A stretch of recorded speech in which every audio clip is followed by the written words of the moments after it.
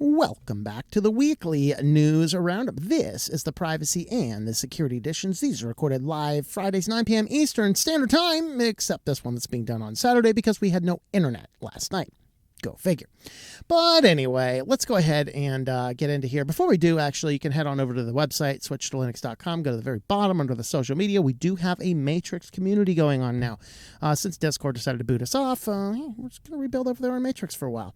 I don't know. If enough people ask me to, maybe I'll reach out to Discord and be like, hey, can we have that server back? You know, that one, a couple hundred people that you decided to nuke because I sent just simply a link to a publicly available lawsuit to somebody. Yeah, it was very relevant at the time, I'm telling you. But anyway, let's go ahead and get on into the news. This one is supposed to be the one that was first last week. If you remember, I had a little bit of struggle, like, wait, why is my article out of place?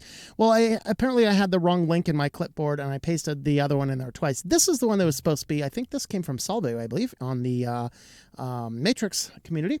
We have a section there if you want me to consider news articles. This is in Korea. There is a mandatory spyware for using any banking software. So, of course, if one country starts getting this out, it's going to start spreading all over the place. Of course, if you have some people, cannot confirm this. Apparently, if you have a Lineage phone without micro G or without the Google Play services installed, you can't use many banking apps. I've been told that. I don't know if it's true. You shouldn't be doing your banking on your phone anyway. So I can't verify if that's true or not, but this basically does the same thing for a computer. If you do not have this malware installed on your computer, then you can't use the online banking system. What does it do? Well, it is a malware that basically it's following along the idea of the zero trust model, where it wants to get in there and see absolutely everything that's going on. So he hooked this up. He installed the software package inside of a VM, and then monitored the incoming and outgoing traffic with Wireshark. And then basically it's a JavaScript package. It's going to collect a bunch of data.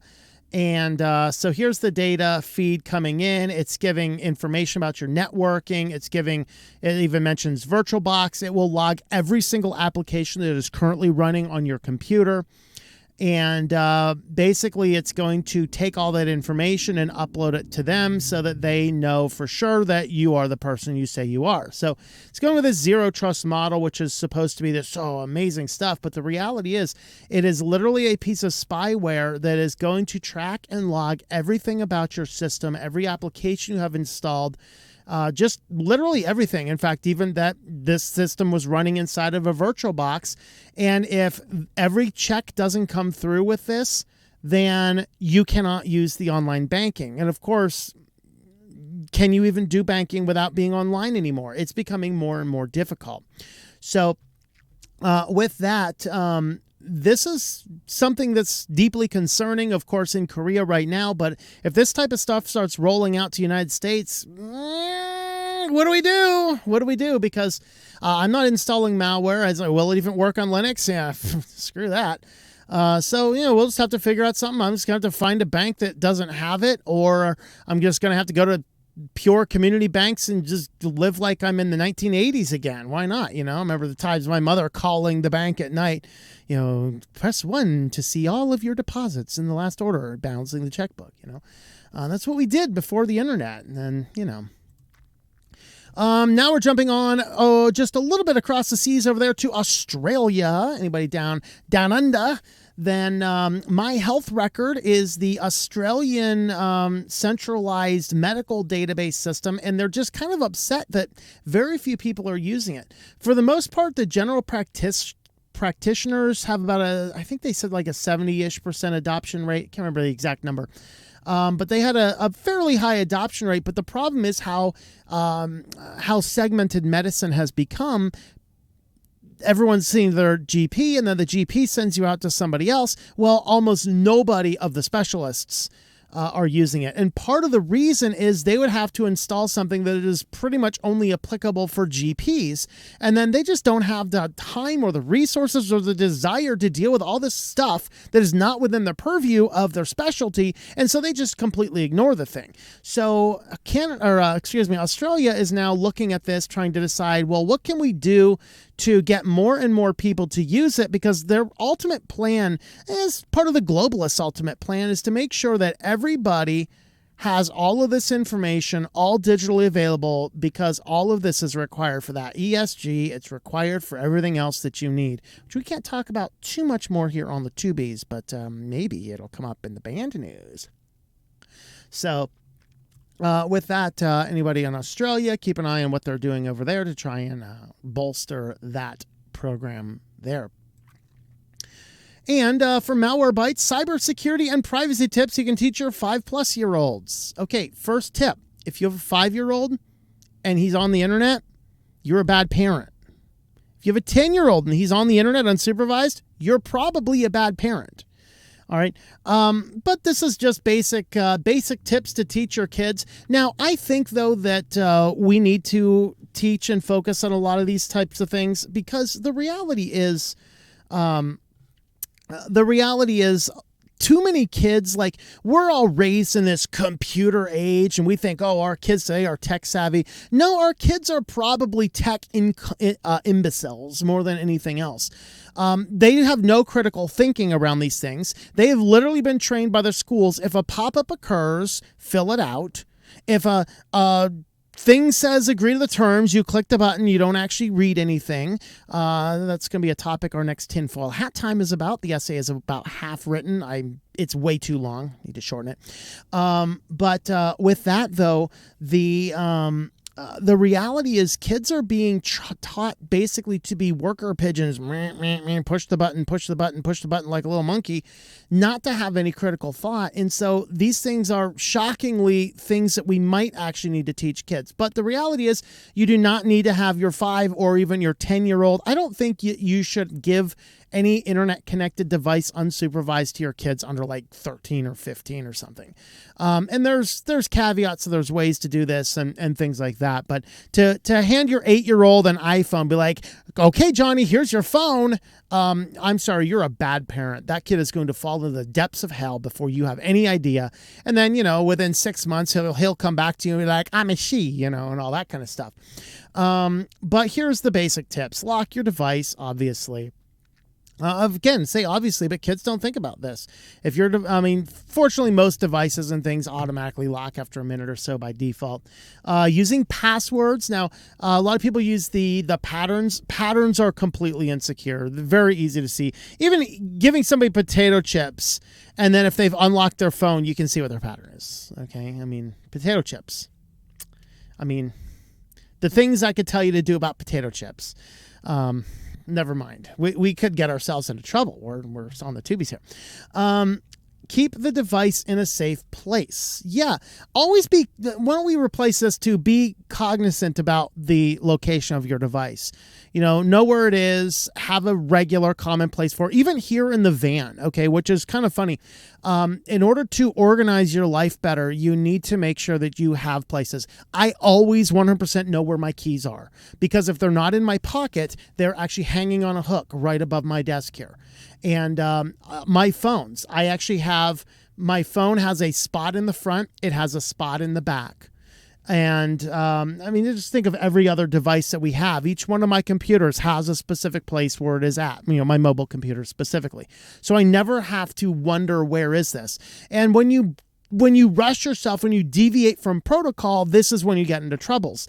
As I actually, I was trying to get good internet a few weeks ago, and I had thrown my portable solar panel and portable battery out to charge, and I rushed out too quickly without my procedures. I left it behind. Fortunately, I realized it in like 20 minutes time, and I drove back and nobody had disturbed it, because I was charging in the middle of a desert. But always being cognizant about where your things are and having a procedure and a protocol for everything is critical. Ask for permission. This is really good to prevent your 7-year-olds or 6-year-olds from spending $2,000 on Grubhub.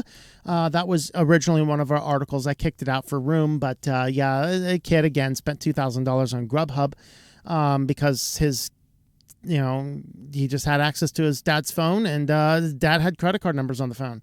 But getting your kids to ask for permission is going to prevent this. But rather than ask for permission, they'll be like, oh, can I see your phone? Okay, here you go. And then he disappears in the other room for 2 hours. Don't wonder, in amazement when 15 pizzas shows up on your front door and you get charged lots of money for it. All right, because your kid's over there. In fact, I uploaded, I had a meme I uploaded for one of my clients this week. It said, why does it take a toddler 35 minutes to tie their shoes? Yet you give them your phone, and in 5 minutes they can order everything on pizza, change your password, and relock the phone. It's like, okay. All right. But asking for permission, but this is even a bad one. Don't teach them to ask for permission. Teach them to only use the device with your direct supervision. And then share only with relatives and close family friends, not your internet friends necessarily, but only sharing private information with them. But this is the reality, is that our school systems are poisoning our kids because none of these are really things that are taught in the school systems. And the school system instead, if there's a pop-up, oh, you got to fill it out. So every website that asks for an email or a name or something, these kids, let's type it in. Oh, the website asks for it. So, just a thought, just extra tips. And on to our fun topic. This one actually caused quite a little bit of debate in the Matrix server this week. EU chat control law will ban open source operating systems. This came out from Molvad. They had an update here. I think that Molvad had a little bit of backlash about it, and they updated this to say it depends on your interpretation of this law over here. So what are they talking about? So EU has basically deals with the encryption methodology, and they're trying to make sure they have backdoors so that nobody can have private communications because, the globalists want to control our lives. And so to be considered an online intermediation service, it requires contractual relationship between the service and any business using it. Open source licenses regulating the distribution of software are legal agreements between copyright holders and distributors. Even so, a liberal interpretation might consider that not to count based on the nature of the agreements. All right. So the law will not only seize totalitarian control of private communication, it will also ban open source operating systems, as Molvad interprets this law. And so access to whether each service Article 6 of the law requires software application stores. This deals with application stores.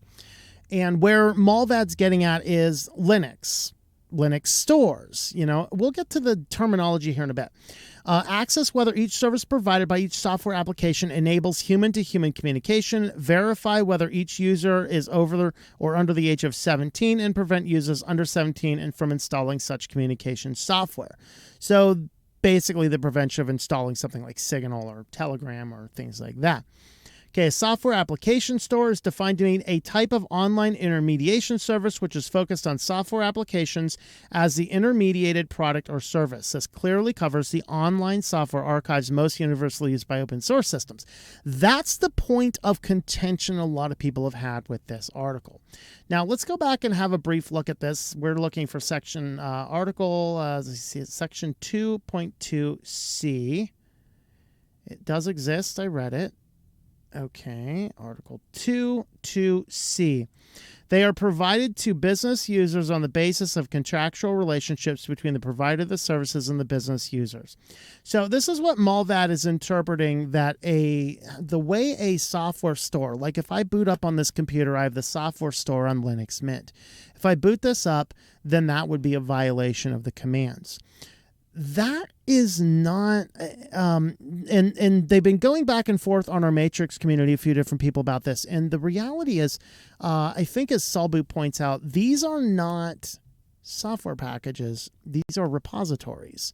It is a front-end repository which has a lot of different software in it, but it is not a store. It is not a single entity that has packaged everything together and put it in. But what does qualify under that? Snaps? Possibly Flatpaks, possibly app images. So the entire Ubuntu model may be more subject to this more than a standard Linux repository. Why? Because a Linux repository is simply packages which are, you can install them with a store, you can install them with a terminal. You don't not need a software store on Linux to install stuff.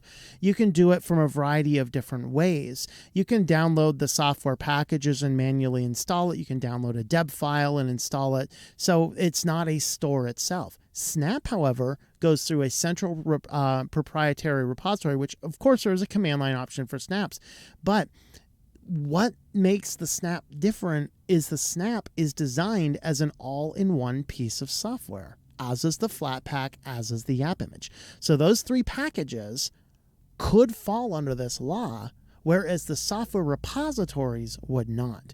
So no, I do not believe this is going to make Linux illegal, because then like the whole world would just shut down immediately, because nearly everything that's not a desktop computer runs Linux.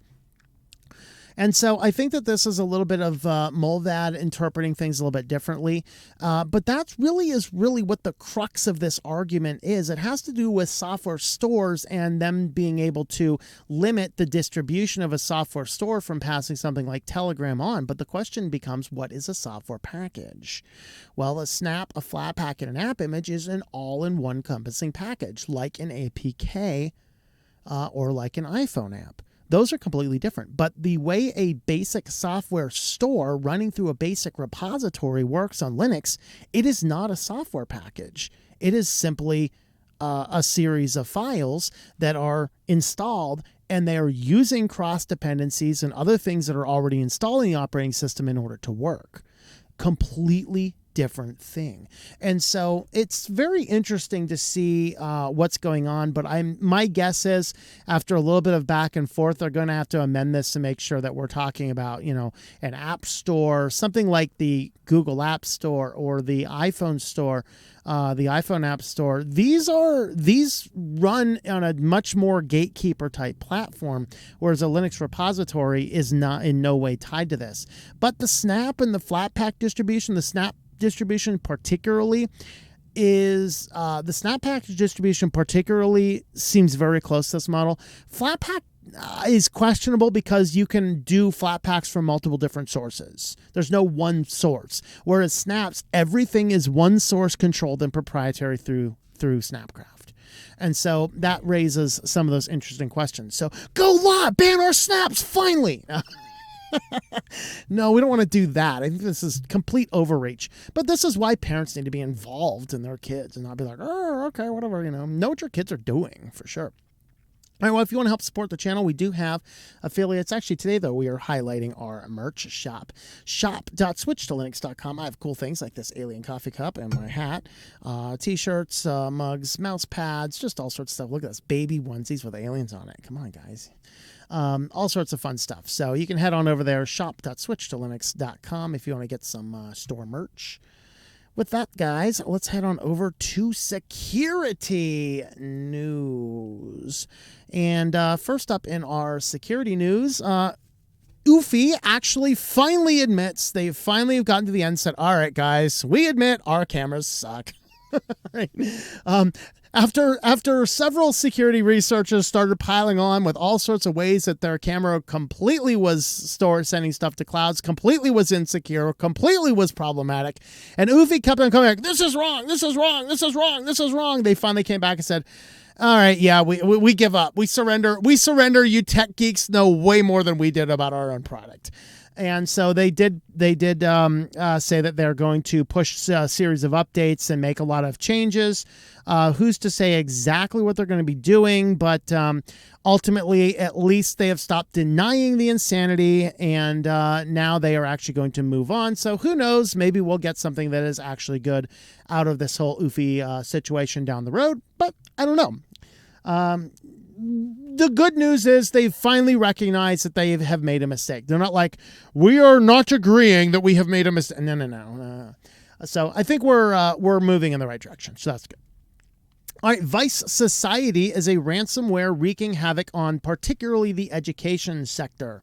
So this is 5 facts about them. So Education ransomware attacks. You can see that the vast majority of them have been Vice Society with Lockbit, and only doing like 1/5 of theirs, and then all the other guys like whatever. So my biggest takeaway about this is we are becoming way too dependent on these technological infrastructures. And it's becoming to the point where, like hospitals, if a hospital is hit by a ransomware attack, they completely shut down, and then doctors are like, I don't know how to treat a common cold, you know?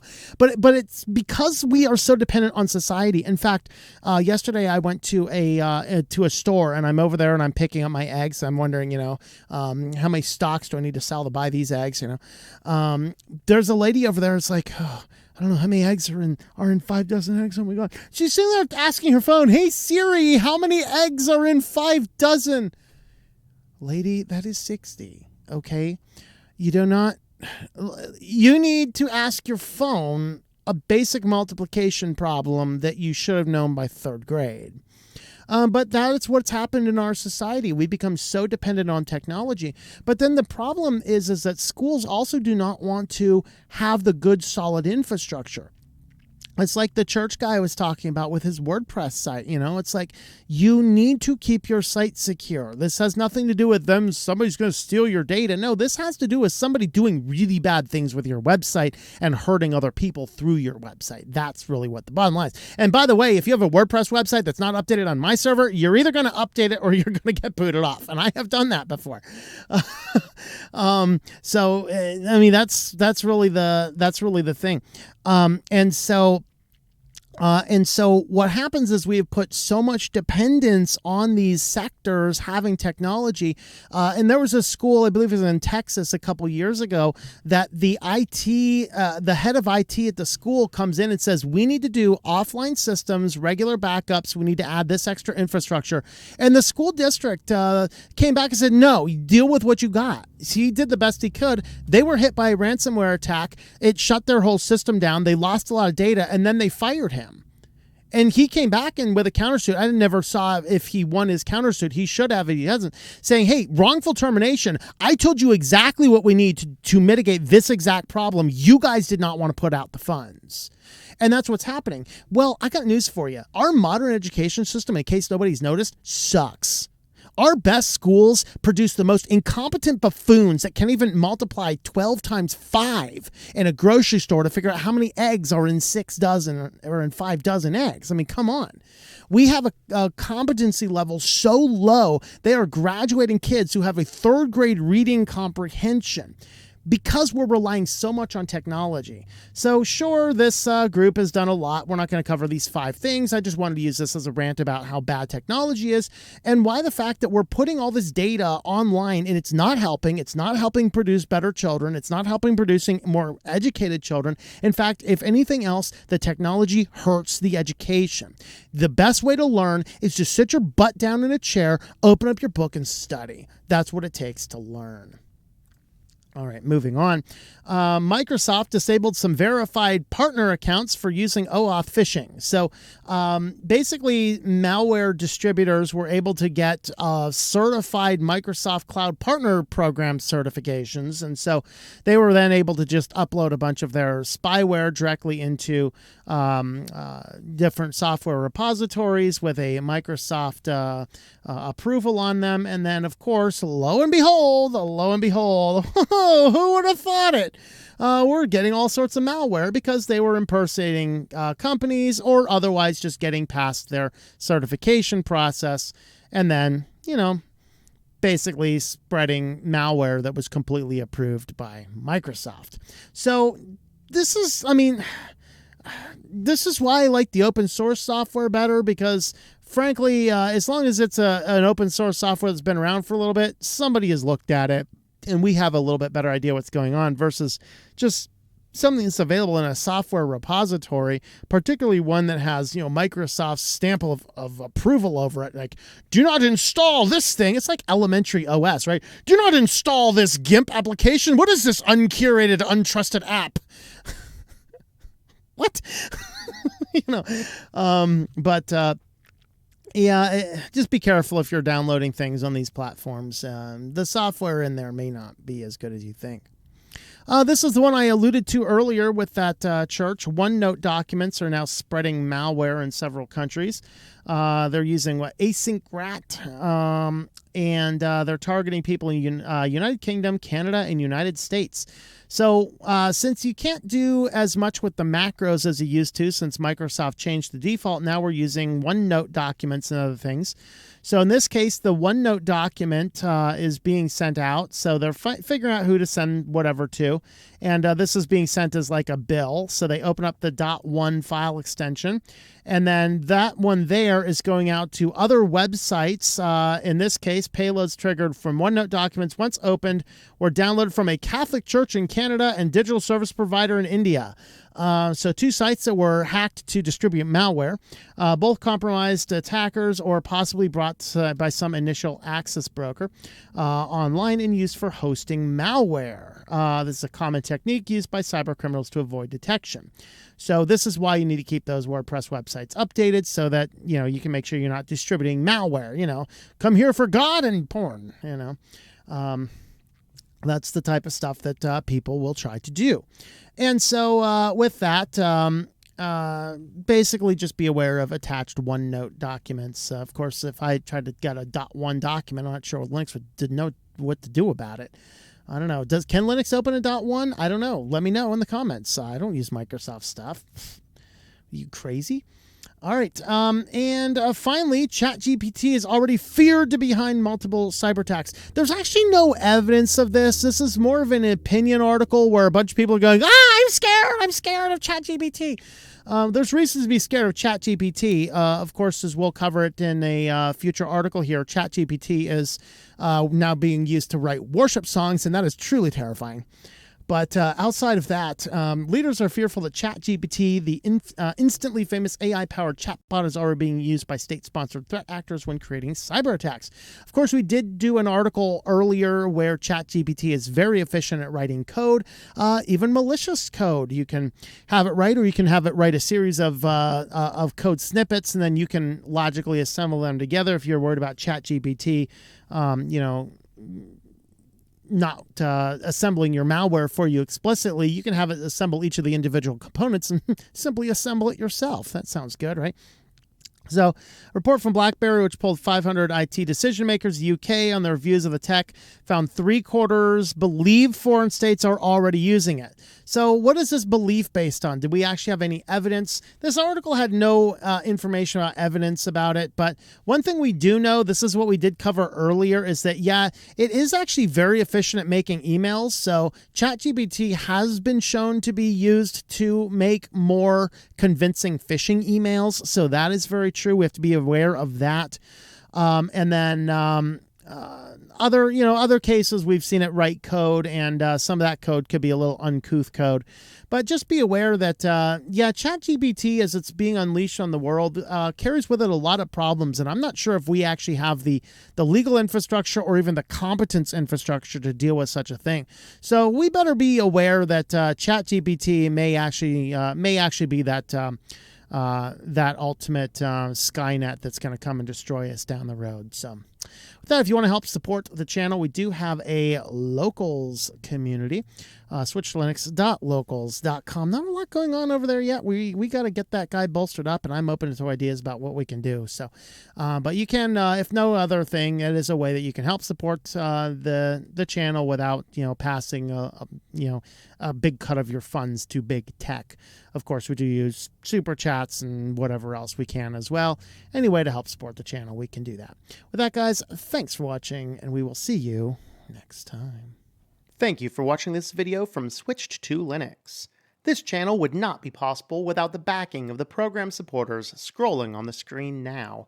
You can be a supporter at Patreon at patreon.com/TOMM or at thinklifemedia.com. I also want to thank the open source community who creates such excellent software that makes producing this show possible. Please remember to support your software communities. Thank you, and I hope that you enjoy switching to Linux.